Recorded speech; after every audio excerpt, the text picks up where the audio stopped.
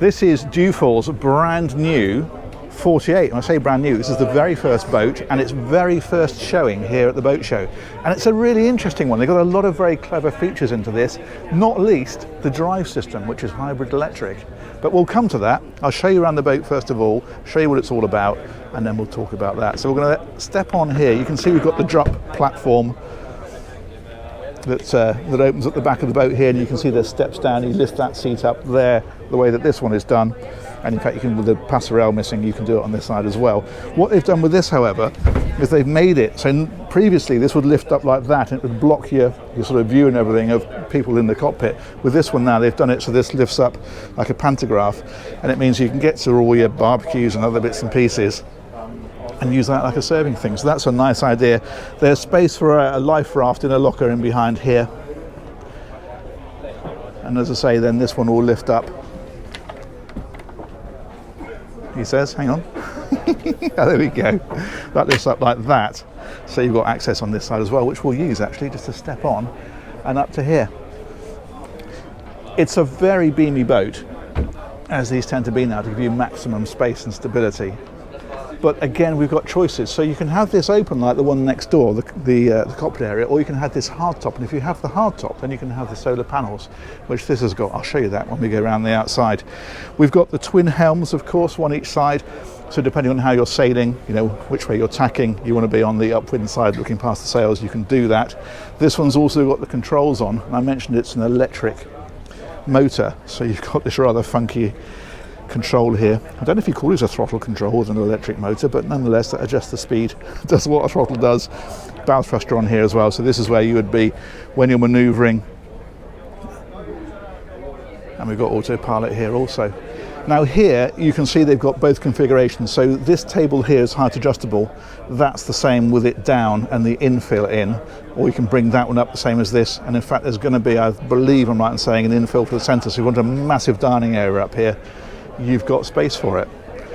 That's for an emergency tiller, so if your steering fails you've still got control of the boat. And I think I'll take you around the inside first of all, because that's really rather nice, and then we'll take in the decks afterwards. So up here we've got a rope bin in underneath here.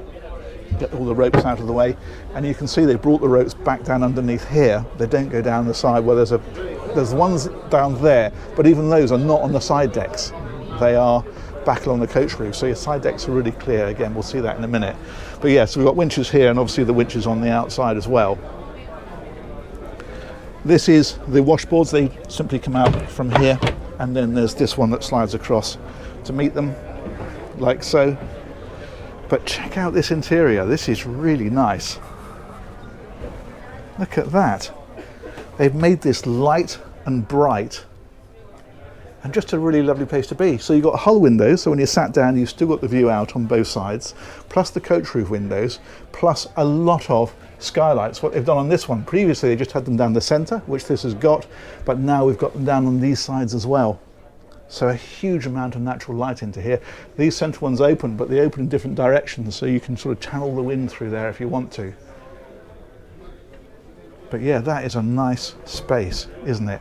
Now, these are very configurable, and one of the big options that you can have with this, so this particular boat, you can see laid out with the galley across here. We're going to have a look at that in a second. If you prefer, you can have the galley full length down this side. You lose that seating area there, you get the galley all the way down there, and then because you've got that down there, you don't need this section over here anymore. It's on this side, and so this seating then extends right up to the bulkhead. You have a massive table down the centre. If you're looking to dine with a lot of people, that works well. If you're not, and to be fair, most people with these boats, certainly down here in the Med, are dining outside, then this makes a nice snug area to come down into. Lovely place there to tuck yourself away with a good book. Not had that for a while, have we? And then we got the main switches are on here, the Fusion Hi-Fi, VHF radio, and then more of the electronics tucked away down here. There we go, pop-up TV. And this is the galley across here. As I say, this is the option to have it like this or to have it full length right across there. So here we've got the gimbaled cooker, we've got the sink of course. Underneath here, I've just lent on a light switch, turn those off. Oh, that's not it, hang on. There we go. and refrigeration in there, top loading, so if you're healing over, the stuff doesn't come out when you open it. There we are, even little bits of area up there for bottles or whatever else you want to keep in there. And of course this is more storage up here. There we are. And it's down here too. Not going to open everything, but suffice to say, we're not short on storage. This is nice because when you're here, you'll be able to talk to people and cater and all that sort of stuff. Huge fridge drawers over here as well. And then again, just a lot more storage about the place. It's in here. Oh, coffee machine actually, to be completely accurate in that one. And it's all the way along here as well. There we go. We've got lift panels in the floor. This is to get down to areas. You might have heard that creaking a little bit, and that's because it's a lift out panel. I love the lighting that they've done in places like this. And then the owner's cabin is up here. Look at this. Now you would normally get more light into here without the sunbed cushions on, but because we have these on the centre, you can see that's just reducing the light a little bit, but it's still a nice cabin. You've still got light coming through here. You've got obviously the hull windows, and you've got the artificial lighting about the place as well, so it still works very well. Nice low bed on this one. You've got hanging lockers, shelving, storage underneath, storage along here, storage on this side. So if you're spending some time on the boat, you've got plenty of places to put things away. And in here then is a massive shower. That is just what that is. It's just a shower. How cool is that?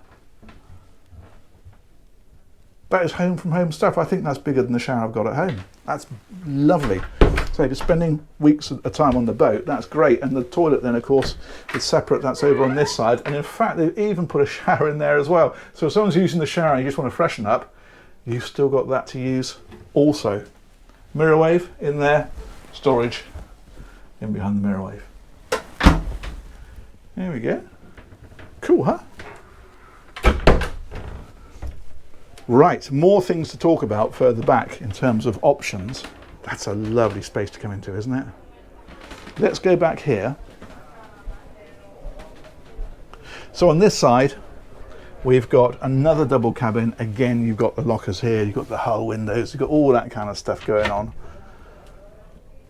Thusly, little window up here that opens for some ventilation, and up here as well. So plenty of air, plenty of light. Nice big double cabin. And then back here is the heads, and that's a wet room, so we've got the shower in there also. So that's 3 showers on the boat, which is remarkable. However, on this side, similar space here, just like the one we just saw, a bit of gear in here at the minute, but you get the idea, again with the storage and the windows and so forth. It's all very, very similar. But you have this one here. Now this can be a variety of things. This can be a massive separate shower again. So these guys are really, really well catered for at the back here, just as well as the front. Or it can be a bunked cabin, so if you want more sleeping, you've got it. Or it can be what this is, which is a utility room. Look at this. How cool is that? On a sailing boat. That's brilliant. Even got the Dyson in there, look. That's fantastic. So a lot of shelving for a lot of storage. If you're spending some serious time on the boat, that is a very, very helpful area. I like that a lot. That's brilliant. Now, the other thing to talk about is underneath here, and this is slightly tricky because this boat is so very, very brand new. We've not quite got round to fitting this with the gas strut to hold it up. So I'm going to have to muscle that into the air and show you that. Hang on. There we go. Not much to see, no engine, because it's an electric motor. And that's really heavy, so I'm going to drop it back down before I do myself a mischief and talk to you about that, because that is super, super interesting. What you can do there with the electric engine, so there's a massive battery bank with this boat, and it allows you to do several things.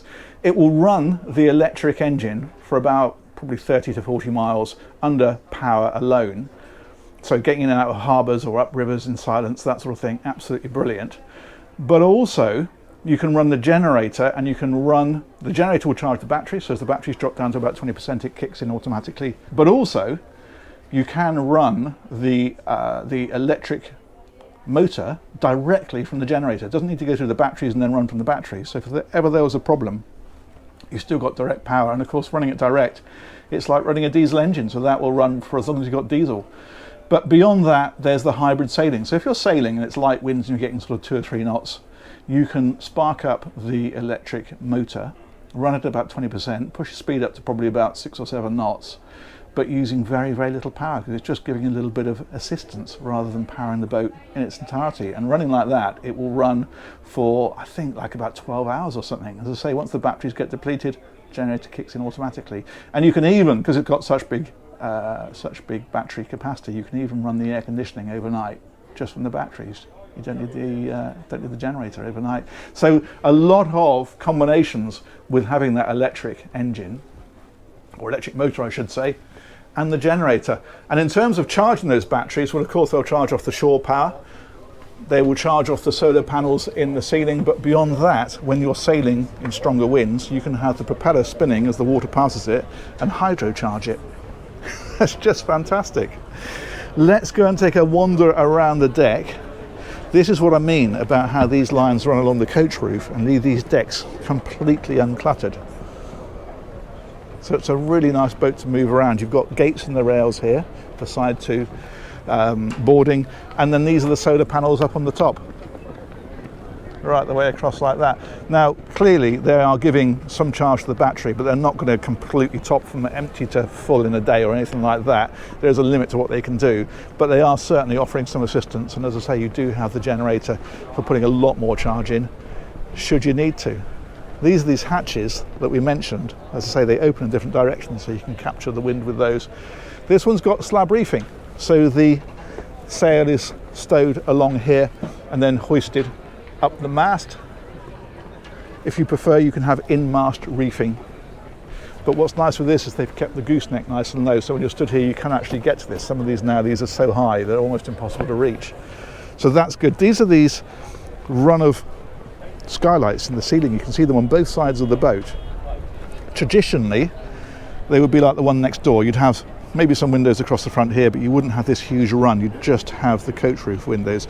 This has got the coach roof windows, but it's got them along here as well. So if you look down here, you can see how it's got the both, and that's why it's so light and bright inside. You've got self-tacking for the foresail, or you can bring it on back if you want to overlap the mainsail. And they've put more sunbathing in. Again, if you look at the more traditional boat next door, you can see how this has evolved to give you more deck space, more relaxing space. It's the kind of stuff people want these days. These are the hatches that are over the forward cabin. In fact, there's skylights underneath here as well. These are the ones that are getting blocked. I don't know if we can lift these up and show you. Yeah, there we go, they're underneath there. So that's giving you more light into that cabin if they're not in place. But you've got light and you've got access through here as well. And then right up to the front there's a massive locker. It's a bit full of gear at the moment, but that one is down in there like that. There we go.